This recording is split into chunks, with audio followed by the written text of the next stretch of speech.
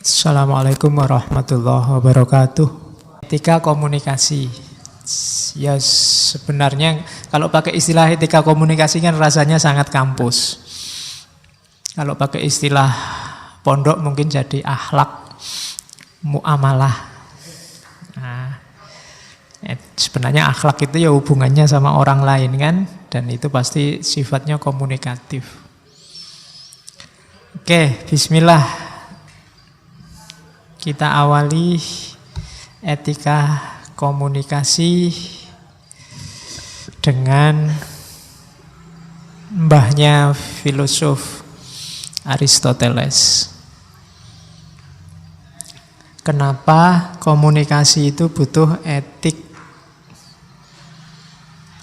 Jadi Aristoteles ini punya teori, mungkin orang pertama yang berteori tentang retorika.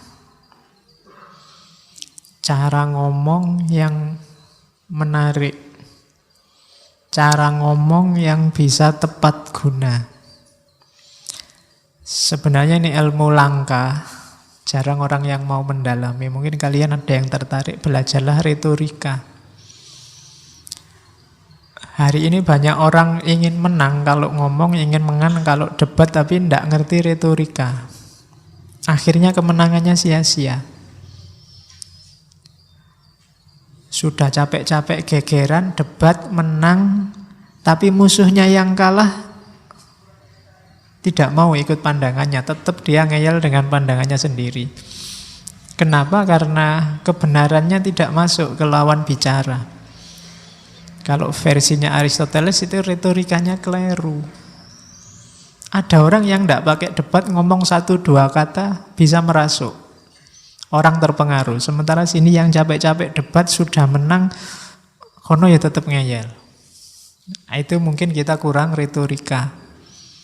Hari ini kalau maki-maki kita ahli, tapi dalam hal retorika mungkin kita masih kurang.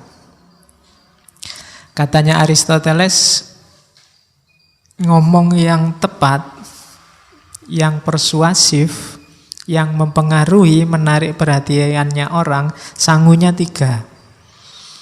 Sangu itu apa bahasa Indonesia ini? Bekalnya 3. Logos, etos, patos. Etosnya nomor 1. Etos, logos, patos. Ini kayak jagoannya Trimas Ketir. Etos, logos, patos. Etika komunikasi itu etos ini. Etos itu orangnya secara moral harus berkualitas. Bisa dipercaya. Kenapa tadi kamu debat, ngomong, menang, musuhmu tidak mau ikut kamu? Jangan-jangan dia masih curiga, wong kamu itu orangnya tidak bisa dipercaya. Kalau ngomong mencela-mencele, kemarin bilang apa, sekarang bilang apa? Berarti kamu lemah di etos. Kalau kamu lemah di etos, sebagus apapun pikiranmu, gagasanmu, tidak akan ada orang yang mau mengikuti. Itu etos. Bangun etos. Orang yang etosnya kuat itu biasanya tidak perlu ngomong capek-capek, ngomong 1-2 kata orang akan patuh. Kalau bahasa retorika modern namanya truthworthiness, bisa dipercaya. Kenapa? Karena secara moral dia bagus. Jadi harus punya etos. Kalau belum harus dibangun. Aristoteles ini kan nanti yang pikiran-pikiran akhlaknya banyak diwarisi oleh para filosof muslim. Akhlak itu pembiasaan, harus dibiasakan. Tidak ada orang yang terlanjur tidak jujur ya Pak, tidak ada. Harus dilatih jujur. Saya itu terlanjur pemarah ya Pak, tidak ada terlanjur kalau akhlak. Kalau sekarang watakmu pemarah, dibangun biar tidak ngamuan. Jadi bangun kredibilitas moralmu.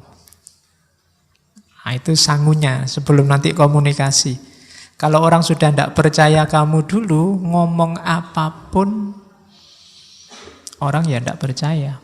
Sebagus apapun isinya, sebaik apapun isinya, orang tidak akan mau ikut. Kenapa? Karena lihat kamu yang ngomong. Oh, itu harus dibangun. Ya kayak model kamu kalau tiba-tiba bilang kita harus selalu mendekatkan diri pada Allah. Mungkin orang tidak percaya potonganmu. Modelmu kaya ngono wae kok ngomong mendekatkan diri pada Allah. Kenapa? Kamu harus bangun etos dulu. Kalau nasihati orang jadi soleh, ya kamu soleho dulu. Nanti mungkin waktunya, ini kan mahasiswa baru, waktunya ospek, waktunya pendadaran mahasiswa baru, biasanya kakak kelasnya kan harus rajin belajar. Nek modelnya kakak kelasnya orang lulus-lulus sampai semester 14 ya. Adik kelasmu cuma geleng-geleng, Allah mungkin gitu. Bangun etos dulu. Jadi harus truthworthiness. Bisa dipercaya dirimu seperti apa, nanti kalau menasihati orang, ngomong ke orang lain bisa langsung masuk. Kan ada cerita Mahatma Gandhi, mungkin pernah saya ceritakan tadi ngaji apa. Jadi satu ketika ada ibu-ibu datang ke Gandhi.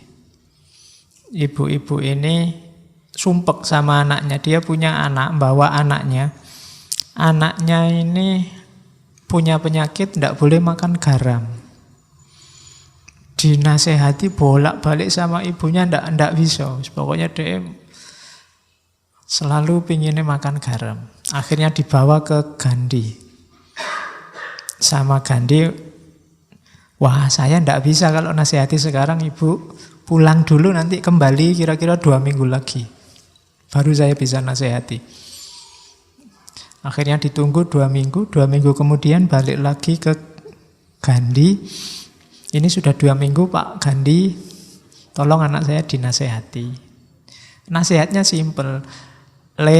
Apa bahasa India itu? Pokoknya, nak, mbok kamu jangan makan garam. Cuma kalimat itu aja. Dan besoknya anak ini sudah nggak mau makan garam lagi. Ibunya heran. Kok aneh ya, tak nasihati sampai capek. Nggak jalan-jalan. Gandhi cuma 1 kalimat itu aja jalan.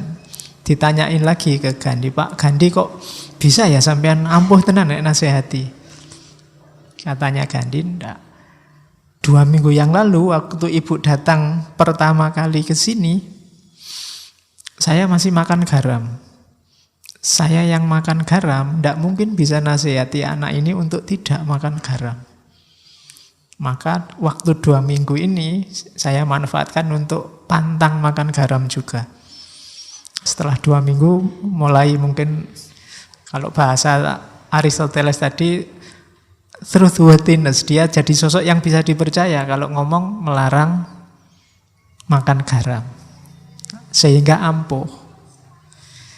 Makanya kalau di TV-TV banyak pejabat bilang, mari kita bebas korupsi, kenapa ndak ampuh? Jangan-jangan kan itu. Ya, jangan-jangan masih kesenggol dikit-dikit sama itu. Karena sosoknya sendiri ndak punya etos itu. Maka pertama-tama komunikasi efektif itu bangun etos. Bangun moralitasmu sehingga orang bisa percaya. Yang kedua logos. Etos ini yang kita bahas hari ini. Etika dalam komunikasi. Yang kedua logos. Logos ini masuk akal. Yang kamu omongkan bisa ditangkap orang lain. Itu namanya logos. Ya meskipun mungkin kredibilitasmu tinggi, kalau ngomongin ndak karu-karuan ngawur ya orang paham aja ndak. Gimana mau mengikuti? Dan yang terakhir patos. Patos itu emosi. Jadi tulus dari dirimu sendiri dan bisa mempengaruhi orang yang kamu ajak bicara. Buktinya kamu sukses komunikasi itu di orang yang kamu ajak bicara. Kalau dari kata-katamu orang kemudian jadi terpengaruh. Kalau sedih dia jadi nangis, kalau senang dia jadi ketawa. Ini ada unsur patosnya. emosi terlibat. Ya kayak penceramah itu, kalau penceramahnya semangat, orangnya wah jadi semangat. Kalau ngomongnya kayak saya gini, kelemek-kelemek, kamu jadi ngantuk. Loh itu berarti saya sukses, ada patosnya. Jadi ada emosi terlibat. Yang sini adem, sana ikut adem, tidur. Oke, jadi itu namanya patos. Jadi komunikasi itu kalau 3 ini terlibat, retorikamu bagus, sudah sukses. Ya nanti ada teori turunannya detail. Kapan-kapan kita ngomong itu ya, tentang retorika selama 1 bulan. Jadi itu etik dalam komunikasi.